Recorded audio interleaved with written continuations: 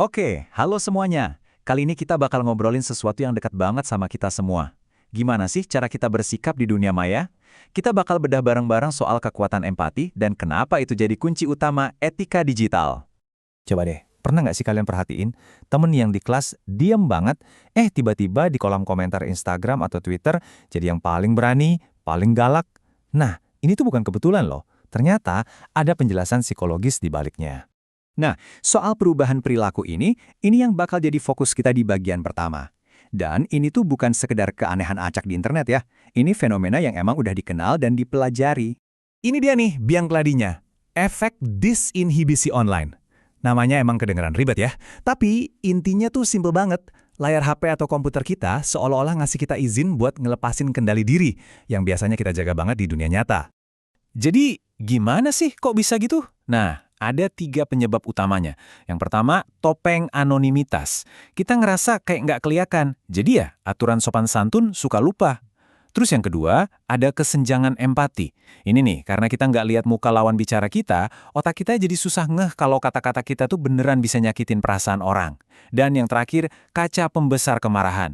Wah, ini bahaya. Emosi-emosi negatif yang mungkin di dunia nyata tuh biasa aja, bisa jadi gede banget pas kita ketik online.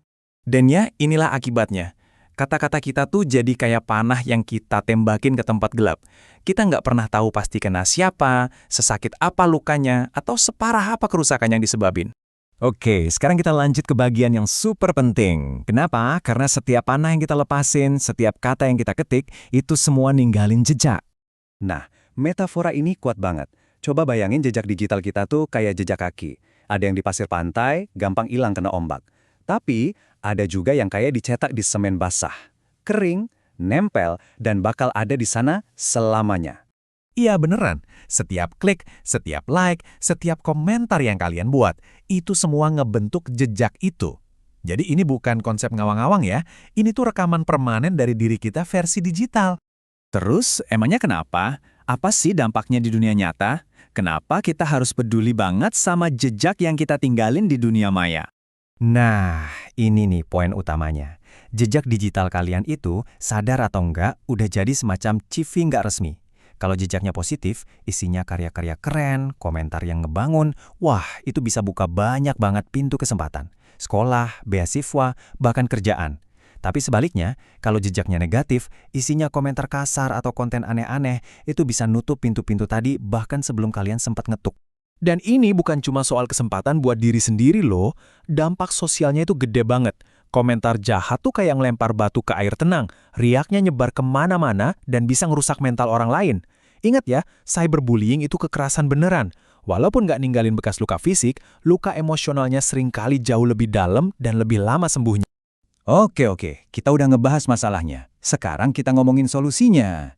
Tenang, ada kok alat sederhana tapi ampuh banget buat bantu kita ngendaliin diri. Dan inilah dia, lampu lalu lintas digital. Anggap aja ini kayak rem pribadi kalian buat ngelewatin tikungan-tikungan tajam dan penuh emosi di dunia online. Cara kerjanya gampang banget. Pas lagi emosi banget, marah atau kesel, lampu merah nyala. Artinya, berhenti. Jangan ngetik apa-apa dulu. Tarik napas, kasih jeda. Terus lampu kuning, pikirkan. Coba tanya ke diri sendiri. Ini bener nggak sih? Ini baik nggak? Gimana ya kalau guru atau keluarga gue yang baca? Nah, kalau jawabannya bagus semua, baru deh lampu hijau lanjutkan. Silakan kirim pesannya. Simpel kan? 3 langkah kecil buat mencegah penyesalan besar. Oke, kita udah sampai di bagian akhir nih. Di sini, kita bakal lihat kalau empati di dunia digital itu bukan cuma soal skill, tapi ini soal komitmen. Komitmen ke diri sendiri yang ternyata bisa jadi kekuatan kita. Yuk kita simpulin poin-poin paling pentingnya. 1. Empati itu superpower digital kalian. Ini yang ngebedain kalian dari jadi pelaku bully tanpa sadar. 2. Ingat selalu, dunia maya itu nyata. Apa yang kalian lakuin online, dampaknya terasa di dunia nyata. Dan yang ketiga, keamanan digital sejati itu bukan cuma soal password yang kuat, tapi juga soal ngejaga kesehatan emosional kita dan orang lain. Nah, biar semua ini nggak cuma jadi teori, coba deh bikin janji digital buat diri sendiri. Gak usah muluk-muluk, sesuatu yang simple dan bisa dilakuin. Contohnya kayak di sini. Aku bakal baca ulang setiap komentar 2 kali sebelum tekan kirim. Kelihatannya sepele, tapi dampaknya bisa gede banget. Pada akhirnya, semua ini balik lagi ke diri kita masing-masing. Setelah dengerin semua ini, pertanyaannya jadi simpel. Apa sih satu janji kecil yang bisa kamu buat dirimu sendiri hari ini, biar dunia digital kita jadi tempat yang sedikit lebih baik buat semua?